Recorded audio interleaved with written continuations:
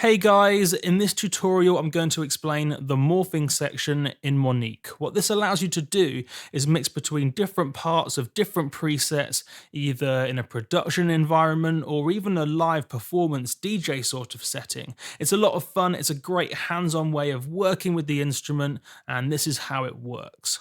Now, this is the main morphing section, this grey square here. However, to configure the thing, we actually need to open up the edit bit. So I'll go ahead and click edit. And then you can see this bottom section is now dedicated to morphing. First of all, let's take a look at the filter morph. What we can do is choose the filter settings from two different presets and mix between them. That's the idea. There's the left side, which we can choose from this left bit here.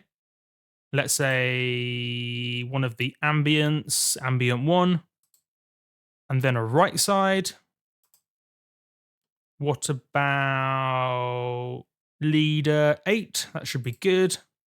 And then we can use the Morph Mixer to mix between those two different filter presets. As I move it from the left side to the right,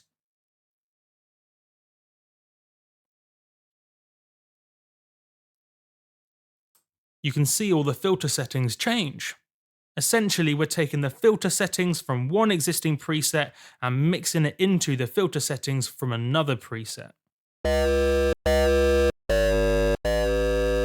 So that's all the way to the right, therefore it's the filter settings from leader 8. Whereas if I mix it to the left,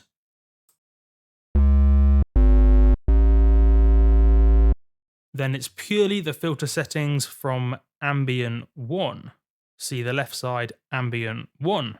And that's basically what's going on in this Morph Mixer. For each one of these categories, you're choosing a component of a preset and mixing that into that component of a different preset.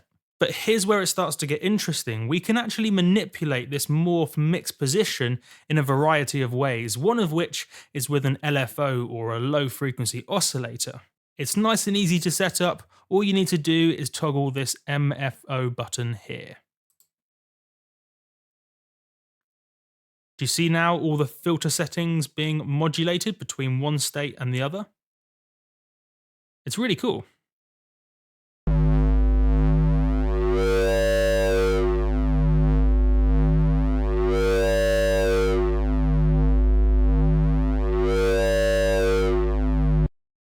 And of course, we can configure this LFO. So I'm going to choose a faster rate.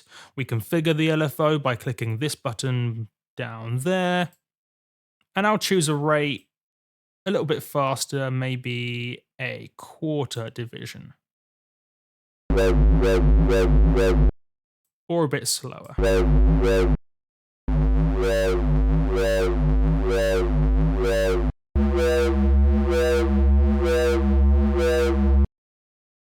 Maybe give it a more square vibe. Like so. You can even see with visual feedback how this LFO is changing as I change the wave type.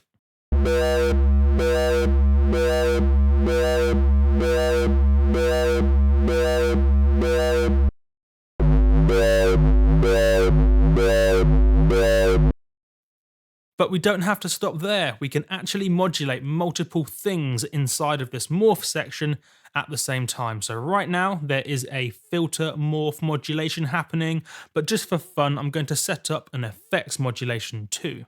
You can probably guess where we configure the left side of the effects versus the right side.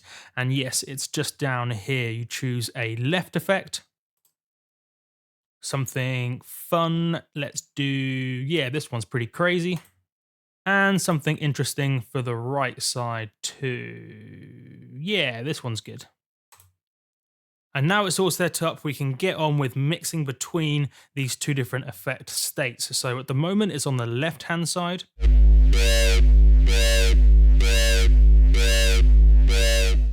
With a little bit of delay, a nice amount of distortion and chorus. But as I move this mixer position around, there's a lot more reverb all of a sudden. You can see as I move this parameter, the effects are changing accordingly.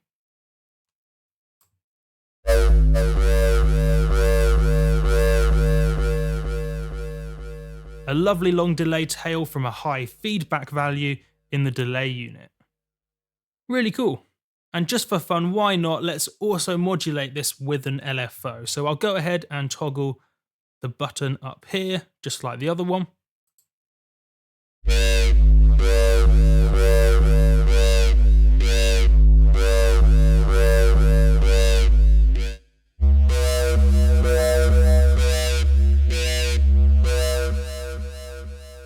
And you can see the effects section being modulated over a longer period than the actual filter modulation. So you have these two different modulation speeds happening at the same time, giving you some pretty interesting results.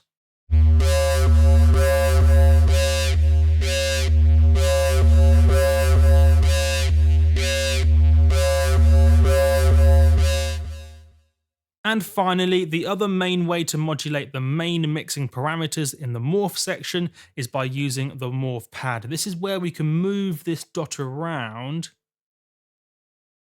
like so to directly mix between all these different parameters at the same time.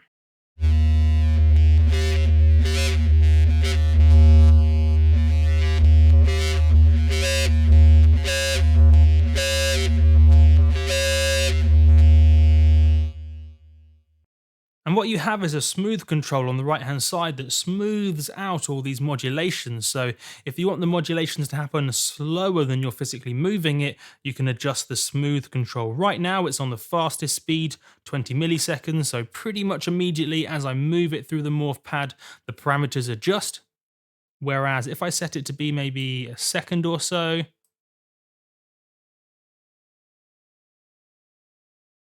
as I move the dot through the morph pad, it takes a bit of time for the mixer to do its thing.